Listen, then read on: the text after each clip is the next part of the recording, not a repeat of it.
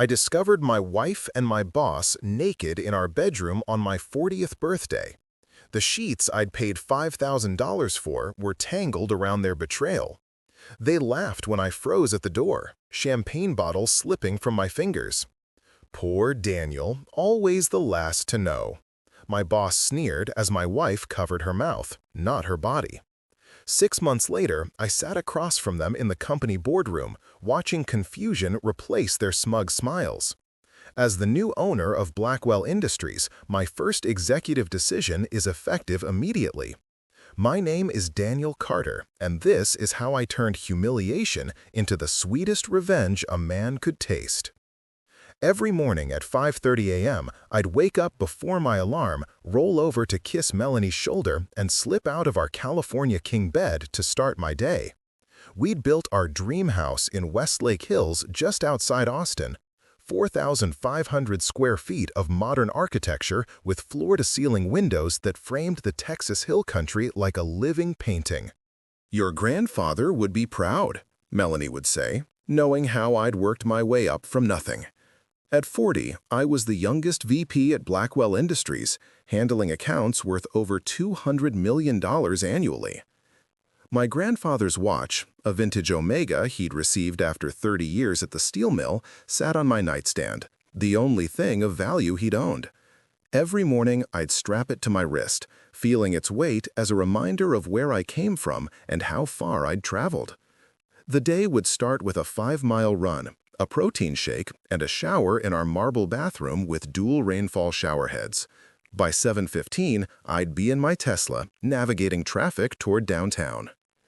Another day, another deal, I'd tell myself, reviewing mental notes for presentations.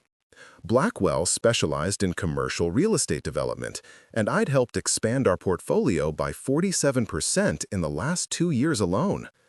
Richard Blackwell, the founder's son who now ran the company, had taken a special interest in my career. "Daniel, you remind me of myself at your age," he'd say, clapping my shoulder with his heavy hand, the scent of expensive cologne washing over me. Melanie and I met at Blackwell, where she'd worked in marketing before quitting to launch her interior design business. After 8 years of marriage, we still made time for each other. Tuesday date nights, weekend hikes in the hill country, and vacations to places we'd circle on the vintage map in my home office. The last stamp had been Tokyo, where I'd surprised her with diamond earrings over sake and sushi. The first signs were subtle. Melanie started changing her passwords on her devices. "Just being security conscious," she'd explained, with a laugh that didn't quite reach her eyes. Her design business suddenly required more evening consultations. "High-end clients can only meet after work hours," she'd say, coming home smelling of unfamiliar cologne. Then came the credit card statements. $340 at La Perla for lingerie I never saw. Dinner charges at Bartlett's when she was supposedly with clients. Hotel parking charges downtown. When I casually mentioned these, she had quick explanations that made just enough sense that I wanted to believe them. "You're working too hard," Richard told me one evening as we finished a client meeting. "Let me take you out for a drink." We ended up at his club, where he ordered 25-year-old scotch and steered the conversation away from business. "I've been watching you, Daniel. You've got the instinct, the hunger. I need someone like you by my side when we expand to the West Coast." He showed me photos of the beachfront property in San Diego where Blackwell planned to build its most ambitious project yet, a $480 million mixed-use development. "I want you to lead this. Executive VP position, significant equity stake. It's a life-changer." I nearly choked on my scotch. This was everything I'd worked for. "There's something else," Richard said, his voice dropping. "The board needs convincing. Some of those old bastards think you're too young, too unconventional in your approach." He leaned closer.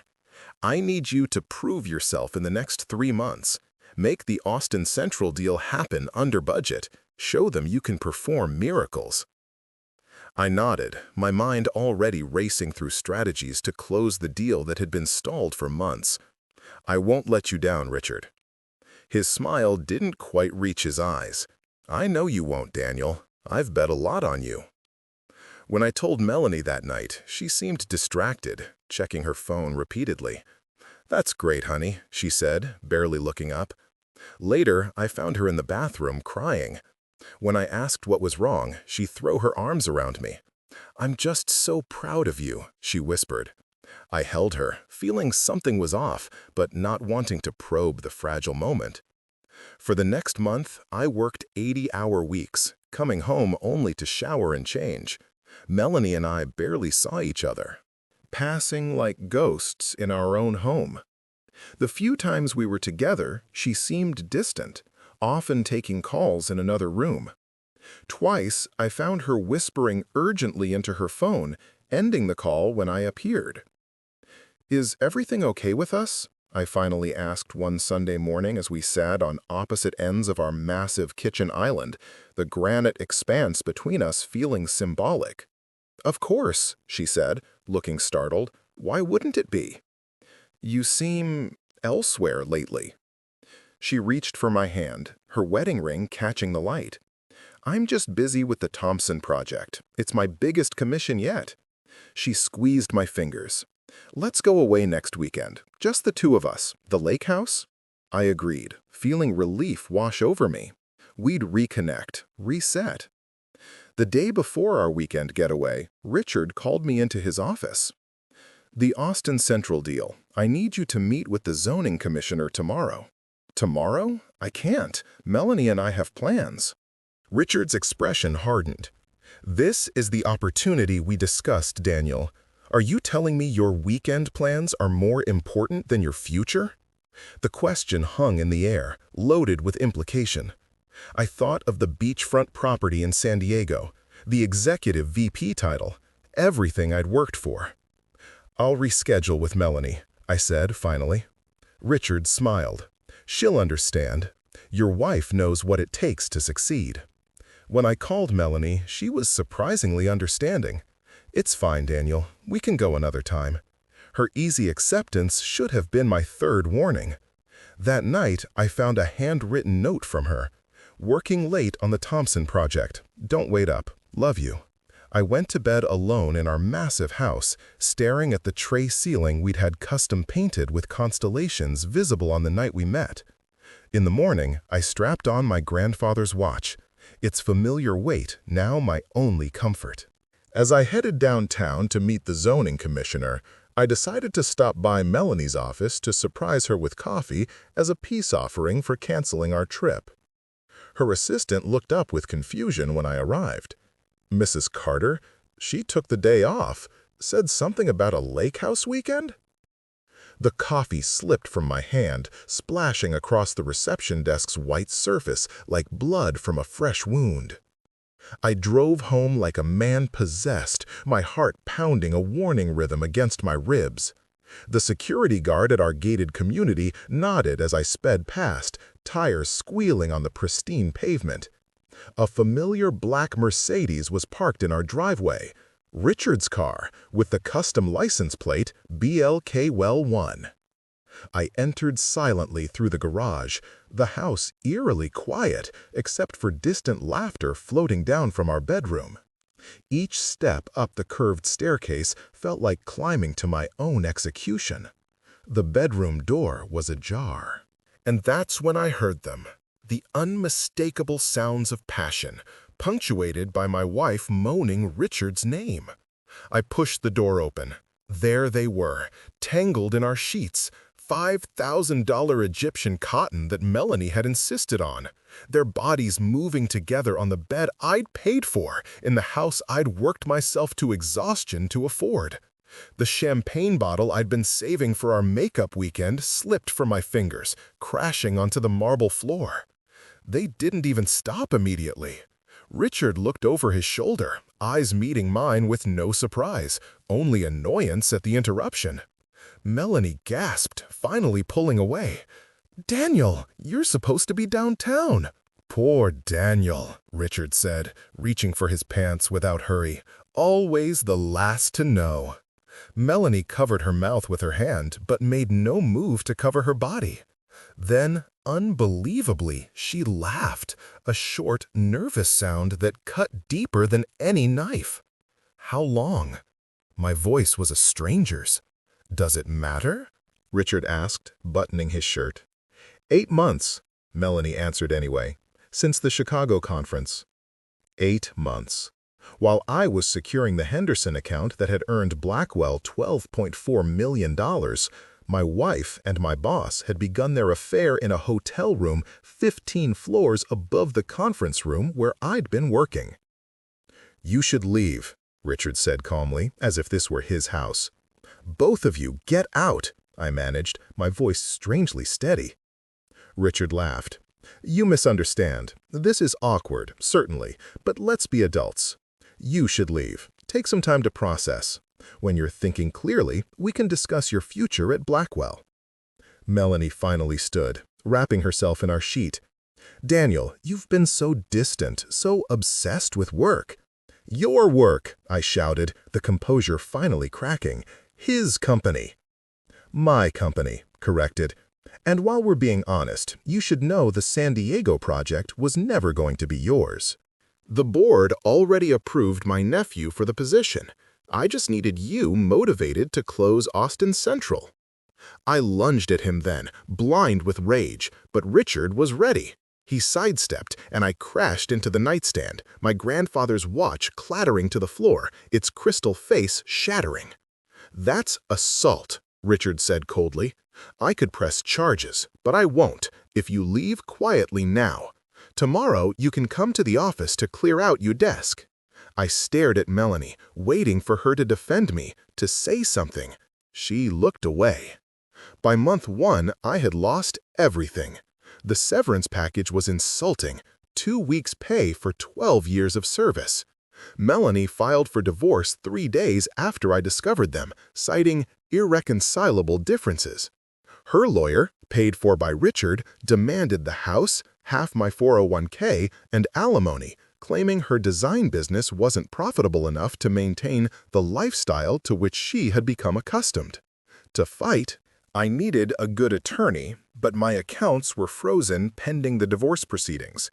I had to sell my Tesla, $78,000, my watch collection, $54,000, and the vintage wine cellar I'd spent years curating, $36,200, just to secure legal representation.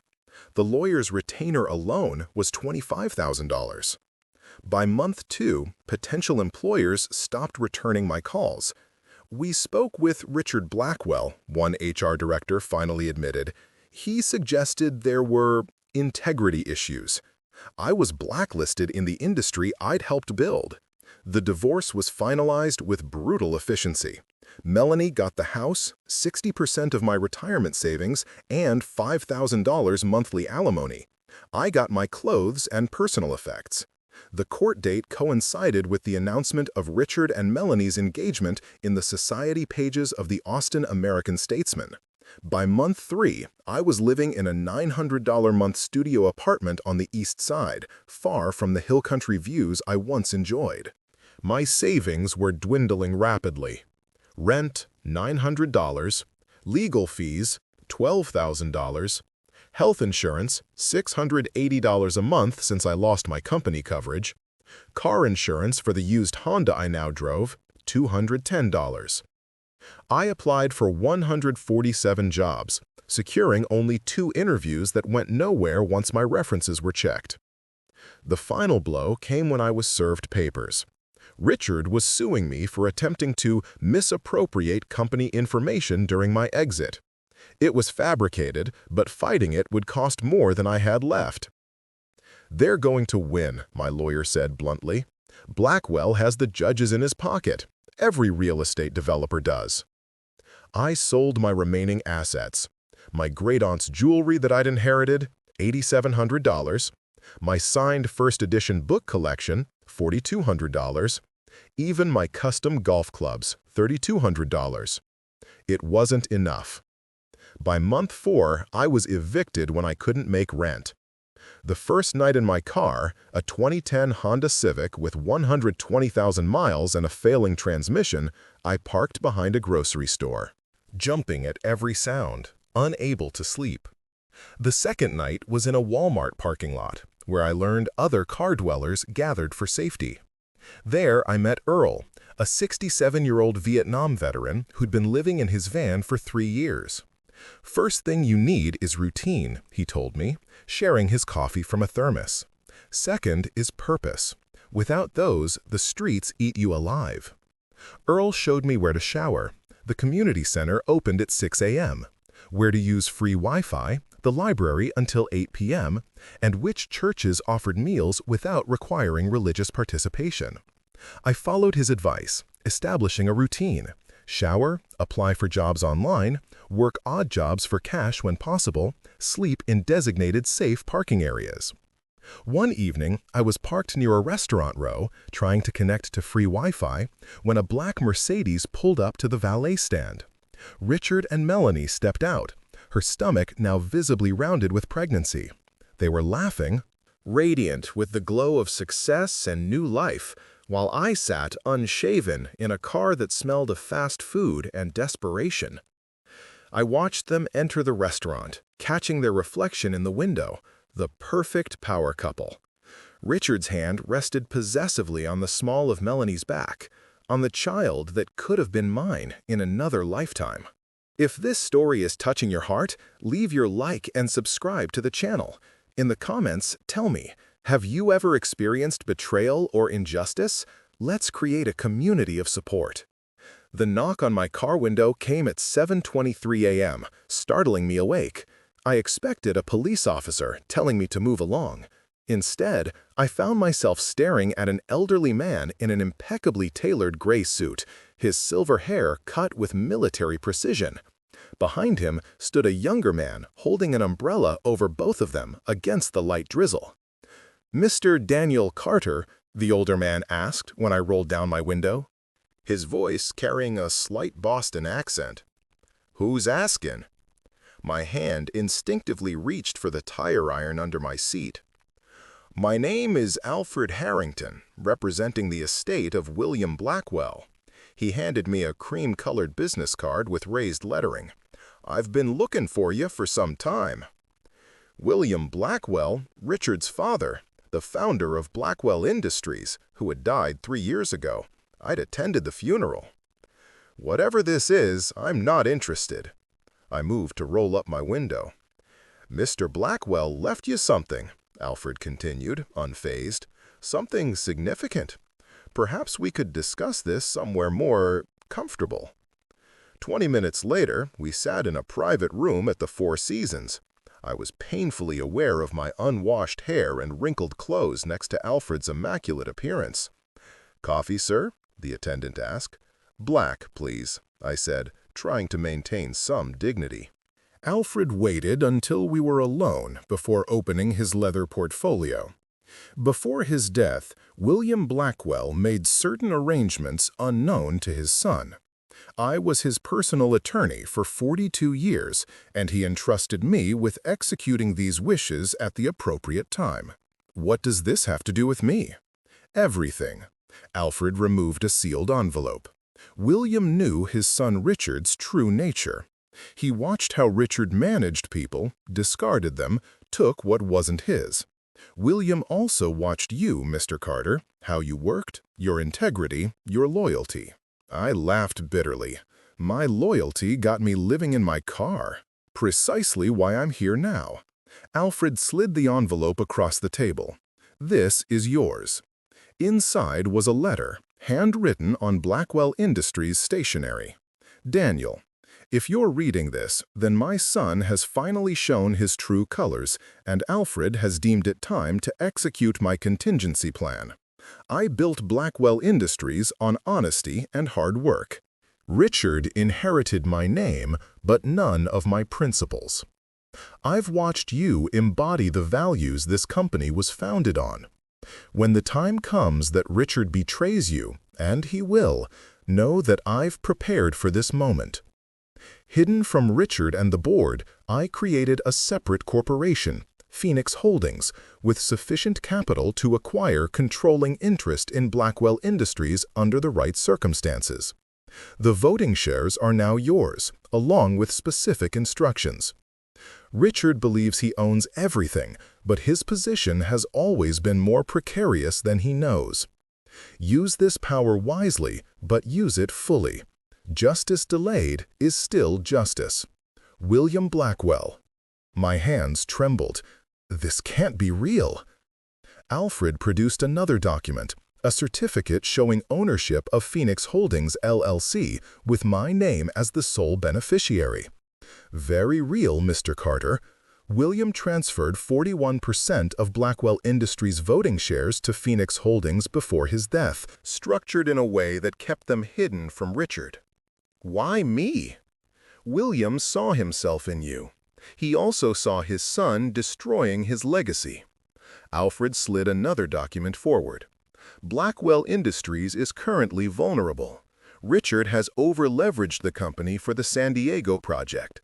The stock price has fallen 22% in the past quarter. With a strategic tender offer for just 10% more shares, you would have controlling interest. I stared at the papers, my mind racing. I don't have money for a strategic tender offer. I don't even have money for a hotel room tonight. Alfred smiled thinly. Phoenix Holdings has assets of $147 million, Mr. Carter, more than sufficient for our purposes. Over the next hour, Alfred outlined William's plan in meticulous detail. How Richard had been making increasingly risky decisions. How key board members were dissatisfied but afraid to challenge him. How William had arranged everything, including identifying which shareholders would sell if approached correctly. There's one more thing, Alfred said, producing a flash drive. William had Richard investigated years ago. The results are illuminating. Financial improprieties, tax evasion, evidence suggesting he sabotaged competitors' projects, and, most recently, communications indicating he deliberately set you up to fail with the Austin Central deal. I took the drive, my palms sweating. Why wait until now? Why not give me this when William died? His instructions were explicit. The resources would be released only when you had personally experienced Richard's betrayal. William believed you needed to understand exactly who you were dealing with. And if Richard never betrayed me? Then you would never have needed this, Alfred said, simply. I stared out the window at downtown Austin, at the Blackwell Industries tower dominating the skyline. My whole adult life had been dedicated to that company. Now I was being offered the chance to own it and destroy the man who had taken everything from me. What about Melanie? I asked. Alfred's expression hardened slightly. Mrs. Carter, or soon-to-be Mrs. Blackwell, was also investigated. The evidence suggests she began communicating with Richard months before your marriage ended. She was instrumental in providing Richard with confidential information from your home office. The betrayal cut deeper than I thought possible. Not just an affair, but a calculated partnership to undermine me. If I do this, I said slowly, what happens to them? That would be entirely your decision, Mr. Carter. William provided the weapons. How you use them is your choice. I thought of my grandfather's shattered watch, of Earl, who had shared his coffee and wisdom when I had nothing, of nights spent wondering how I'd fallen so far, so fast. I'll need somewhere to stay, clean clothes, and a team I can trust, I said. Alfred nodded to his assistant, who had been silently taking notes. Already arranged. A suite here, wardrobe arriving within the hour, and a team assembled by William years ago, waiting for your instructions. How long will this take? With the groundwork William laid, 6 weeks to acquire the additional shares. Another 2 for the board meeting where you can exercise your control. 2 months. After losing everything in 4, I could rebuild in 2. One last question, I said. Did William know this would happen specifically? Me and Melanie, Richard? Alfred's eyes met mine directly. William knew his son. He recognized the pattern. You weren't the first, Mr. Carter, but he intended you to be the last. I stood up, feeling strength return to my body for the first time in months. Let's get started. This twist surprised you? Wait, it's not over yet. Share this video with someone who needs to believe life can turn around. The transformation began immediately. A barber was sent to my suite that afternoon. The man who looked back from the mirror after a haircut and shave was both familiar and strange. Thinner, harder, but recognizable as the executive I had once been. The new wardrobe Alfred arranged was impeccable.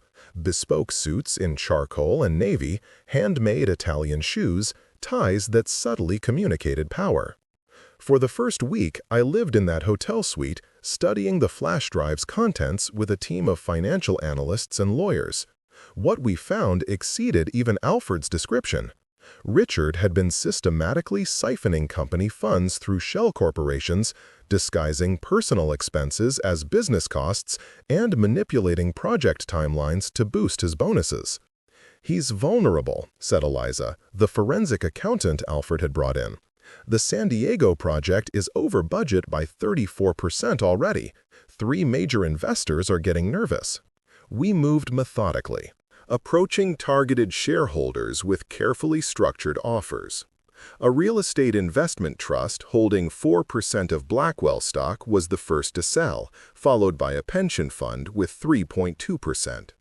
With each acquisition, we maintained absolute secrecy, using different legal entities to prevent anyone from connecting the purchases. By week 3, we had secured an additional 8.7% of voting shares. I was now living in a rented condo under a different name, building my strength back with daily workouts and proper nutrition. The homeless man in a Honda was becoming a distant memory, though I made weekly visits to Earl, bringing supplies and news of my progress without revealing specifics. "Whatever you're doing," Earl told me during one visit, "remember why you're doing it. Revenge burns the hand that holds it, if that's all you're holding." His words stayed with me as we acquired the crucial remaining shares needed for control. Alfred's team monitored Richard and Melanie from a distance. Their wedding had been moved up, scheduled for the day after the next board meeting, a meeting where Richard planned to announce the full launch of the San Diego project and his vision for the company's future. "He's planning something big," reported Jason, our inside source in Blackwell's executive suite. "Private meetings with each board member, promises being made, he's consolidating support." Meanwhile, I reached out to Thomas Winters, Blackwell's biggest client, who had been increasingly frustrated with Richard's handling of their projects. Over dinner at a discreet restaurant outside the city, I laid out my vision for the company's future, a return to Williams' principles of integrity and excellence. "If what you're telling me is true," Thomas said cautiously, "we'd consider moving forward with the expansion projects Richard has been stalling on." "I'm prepared to sign a letter of intent tonight," I replied, "contingent on changes in Blackwell's leadership, of course." The letter, promising $340 million in new projects, went into a folder with our other ammunition.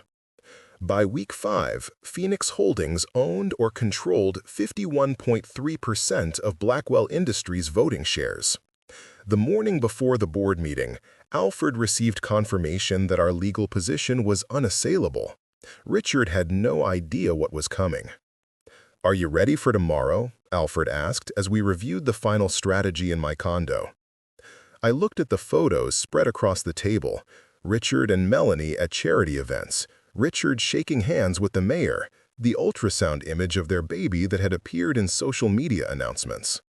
"I've thought about this moment for months," I said. "At first, I wanted to destroy them completely. Now—" Alfred waited, his expression neutral. "Now I want justice, not annihilation. They took everything from me. I don't need to take everything from them to balance the scales." The boardroom of Blackwell Industries gleamed with mahogany and privilege. I arrived 30 minutes before the scheduled meeting, Alfred and our legal team with me. The security guards, recognizing me from my years with the company, hesitated before Alfred presented the paperwork establishing our right to be there. We took seats at the far end of the table and waited. Board members arrived first, their confused expressions at seeing me quickly masked with professional courtesy. No one asked why I was there. In these circles, direct questions were considered gauche.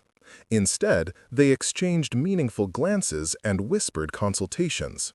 Richard arrived last, Melanie on his arm, though she had no official role at the company. He stopped dead when he saw me, his face flushing dark red. "What the hell is this?" he demanded. "Security!" "That won't be necessary," I said calmly. "I'm here as a shareholder." Richard laughed, recovering his composure. "A shareholder? With what? 10 shares you managed to scrape together? This is a closed board meeting." "Actually," Alfred interjected, standing to distribute documents to each board member, "Mr. Carter represents Phoenix Holdings, which controls 51.3% of voting shares in Blackwell Industries." The room went silent as the implications sank in. Melanie grabbed Richard's arm, her knuckles white. "Impossible," Richard whispered, scanning the documents. "These shares, where did they come from?" "From your father," I said, meeting his gaze. "He knew who you really were, Richard. He prepared for this day." The color drained from Richard's face. "This is a trick, a forgery." The lead counsel for Blackwell Industries, having quickly reviewed the documents, cleared his throat. "These appear to be in order, Mr. Blackwell. Phoenix Holdings has been acquiring shares steadily over the past month. Combined with the shares it already held, the numbers align." "As the majority shareholder," I continued, "I'm calling for an immediate vote on company leadership. But first, I believe the board should review these findings." Alfred distributed a second set of folders containing evidence of Richard's financial misconduct. For 15 excruciating minutes, the room was silent except for the rustle of papers and occasional gasps. "This is character assassination," Richard finally sputtered. "None of this is admissible." "We're not in court, Richard," said Eleanor Vance, the longest-serving board member. "Yet." She turned to me. "What exactly are you proposing, Mr. Carter?" I laid out my terms clearly. Richard would resign as CEO. The San Diego project would be restructured under new leadership, and the company would return to the ethical standards William had established. In exchange, we wouldn't pursue criminal charges for the financial improprieties. "And if I refuse?" Richard challenged, though his voice lacked conviction. "Then tomorrow, instead of your wedding, you'll be meeting with federal investigators," I replied. "Your choice." Melanie, who had been silent until now, suddenly spoke. "You can't do this. I'm pregnant."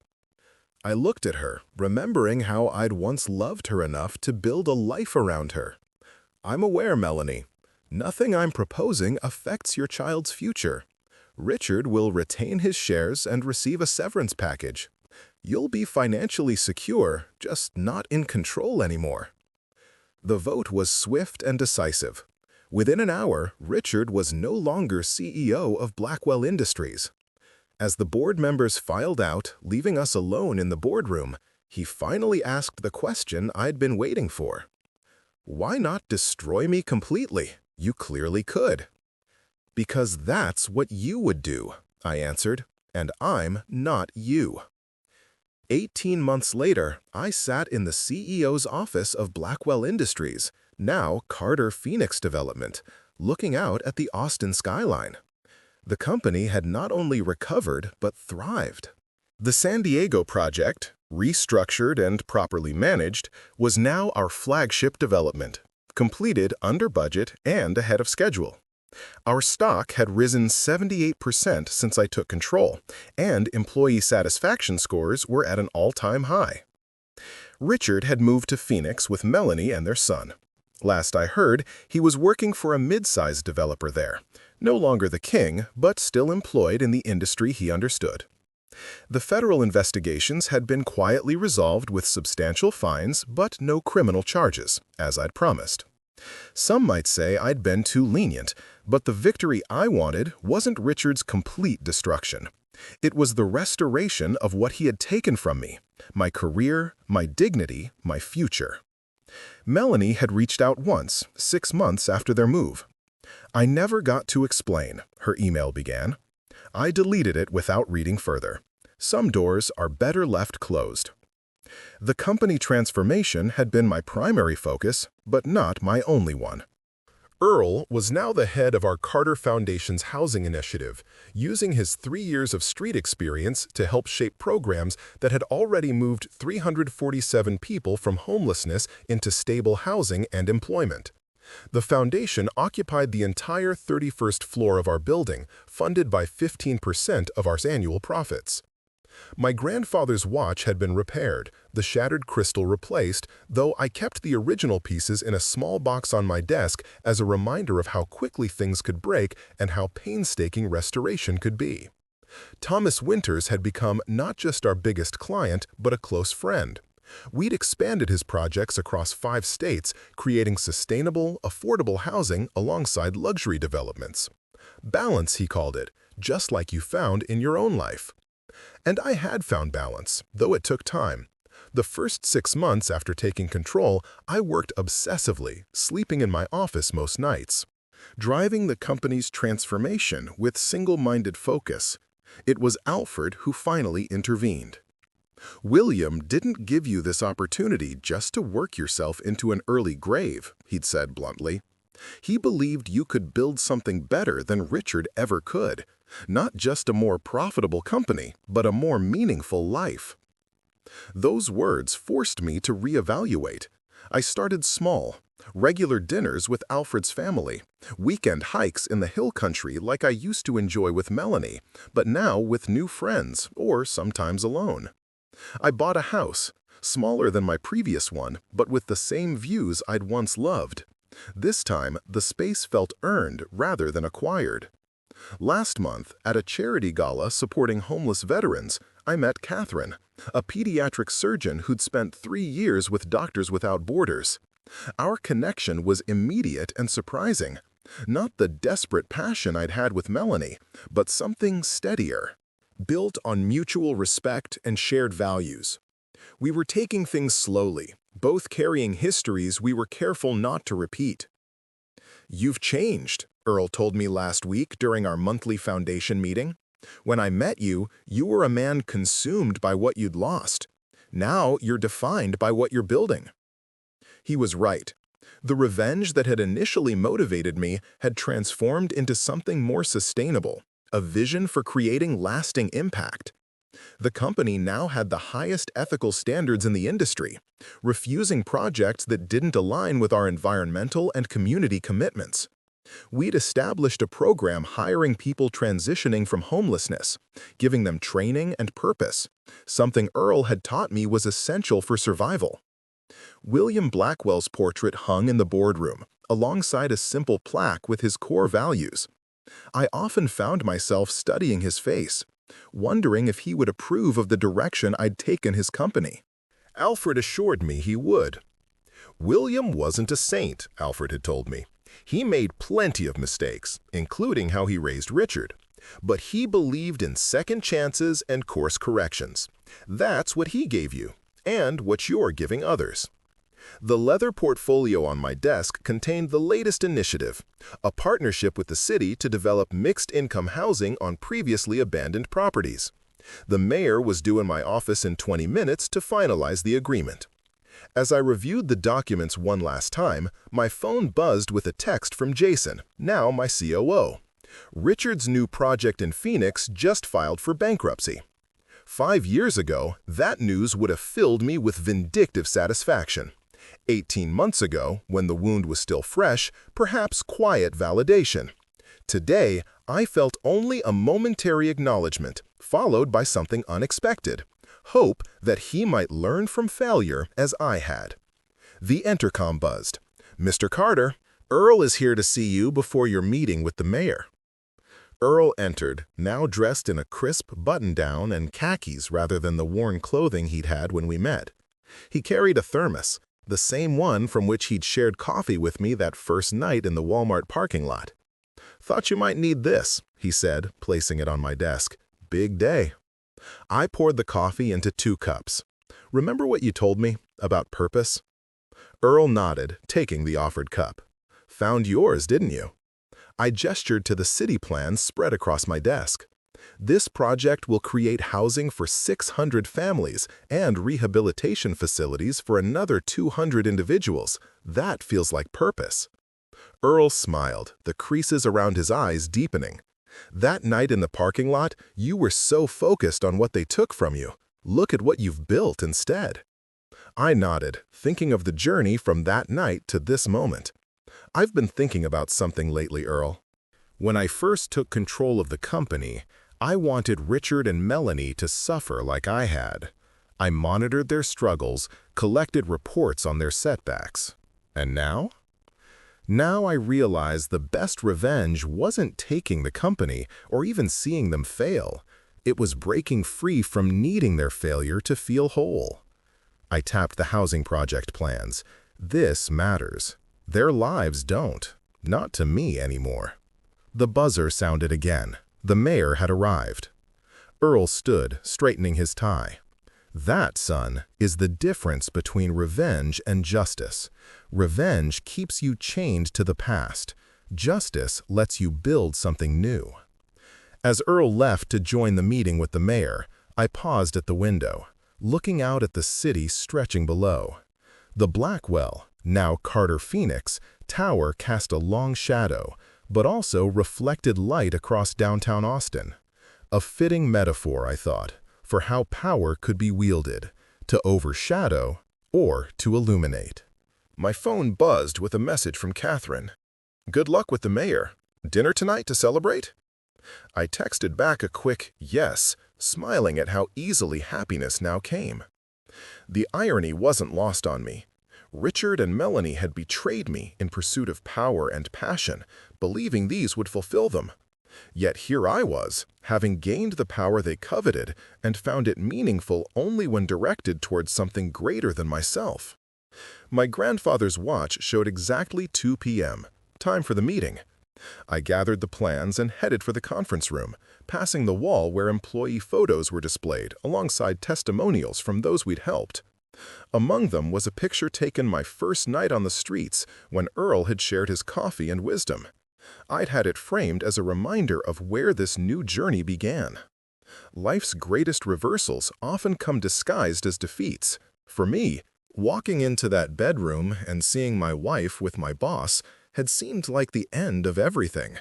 In reality, it was the beginning of a path I might never have found otherwise, a path with greater purpose and deeper satisfaction than the one I'd been traveling. As I opened the conference room door to greet the mayor and begin the next phase of our community housing initiative, I knew with certainty that I wouldn't trade my journey for any other. The betrayal had broken me, yes, but in breaking, I had been rebuilt stronger, wiser, and more aligned with my true purpose.